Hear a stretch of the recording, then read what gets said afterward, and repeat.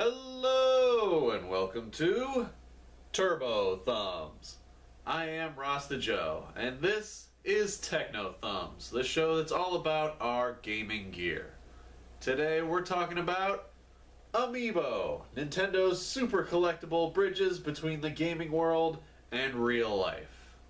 As we mentioned back in Techno Thumbs Amiibo Part 1, inside the base of the Amiibo is the near-field communication chip, type NTAG 215. The NTAG 215 chip can hold 540 bytes of data, can be password protected, and can even count how many times it's been scanned. The Amiibo have serial numbers on their chips to identify them, but Nintendo lets you give them any nickname you want. Except curse words, of course, because Nintendo. You can also set an owner for each Amiibo. They can be used with the Wii U, the Switch, new Nintendo 3DS, or the original 3DS via an NFC reader peripheral. This is great and all, but what are Amiibo really for?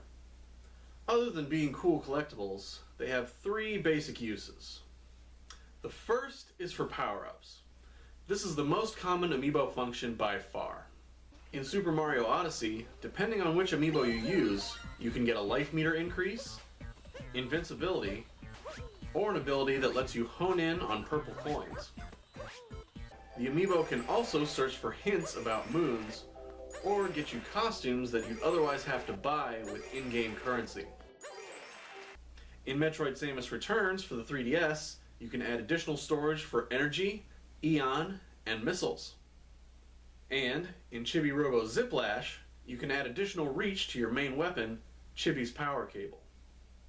Each Amiibo you use in Breath of the Wild will give you a handful of food items, but Zelda-related Amiibo will drop chests containing weapons or armor as well. And that brings us to the second Amiibo function, exclusive unlocks. These are things you can only get using the Amiibo, and they bring shame to Nintendo because it's the same thing as a paywall.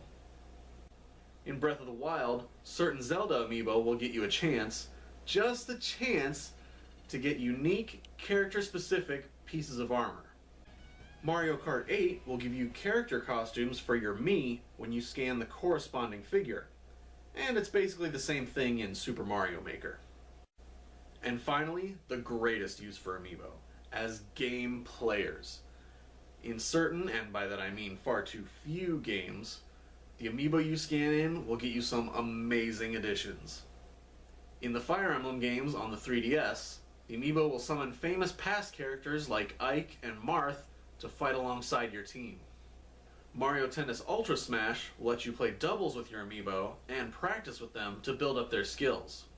Going back to Breath of the Wild, scanning the Wolf Link Amiibo lets Wolf Link from Twilight Princess accompany you on your quest. He'll hunt,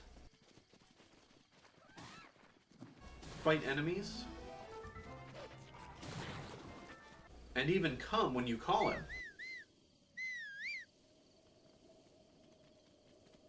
Breath of the Wild makes great use of Amiibo, but where they really shine is in Super Smash Bros. For Wii U and 3DS. In Smash 4, the Amiibo become full-fledged fighters with their own patterns and playstyles. You can customize their special moves and boost their stats with equipment, give them special skills like perfect shields or healing factors, even weapons to carry at the start of each battle. They're not just regular NPCs though, you can train them to fight how you want them to, and even pose after getting a KO. The Amiibo gain experience and level up as you train them, going from level 1 up to level 50. As they reach higher levels, their stats get boosted, so they become faster and hit harder than a human player can. Some characters come out better than others, but beating a level 50 Amiibo can be extremely difficult, if not impossible. I only wish the game would let you use Amiibo in other modes, like single player or the co-op events. Watching an Amiibo try to conquer Master Hand and Crazy Hand would be pretty sweet. Well, that's it for this time on Techno Thumbs. I finally did it. I made Amiibo Part 4. If you like what you've seen here, don't forget to like, subscribe, and comment down below.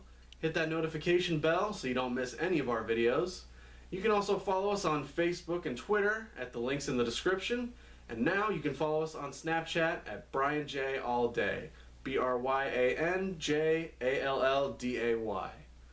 Well, that's it for me. I have been Rasta Joe, and thank you for checking out Turbo Thumbs.